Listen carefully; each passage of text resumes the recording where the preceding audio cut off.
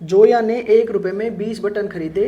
25% लाभ प्राप्त करने के लिए उसे 1 रुपये में कितने बटन बेचने चाहिए। देखो यहाँ पर एक छोटा सा कॉन्सेप्ट समझते हैं। मान लो मैंने कोई वस्तु 100 रुपये में खरीदी और मुझे उस पर 25% लाभ चाहिए, तो मुझे उस वस्तु को 100 रुपये से ज़्यादा में बेचनी पड़ेगी।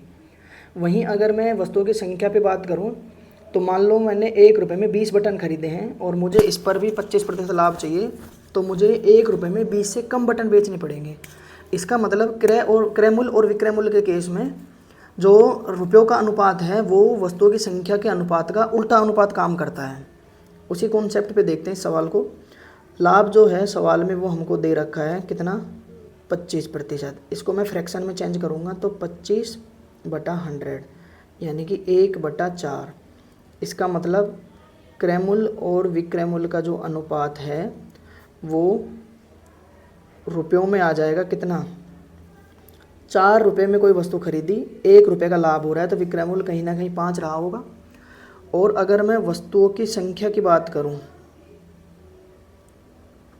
इनके अनुपात की मैं बात करूं तो ये उल्टा अनुपात हो जाएगा, यानी कि 5 यहाँ आ जाएगा और 4 यहाँ। अब मुझे जो सवाल में दिया हुआ है वो ये दिया हुआ है कि 1 रुपये में 20 बटन खरीदें, यानी कि मुझे वस्तुओं की जो संख्या है खरीदने में कितनी दी हुई है, 20। इसका मतलब यहाँ पर कितना गुना काम कर रहा है, ये 5 चौक 20, 4 गुना। तो यहाँ पर भी कितना हो जाएगा, 4 गुना, यानी कि 4 चौक 16।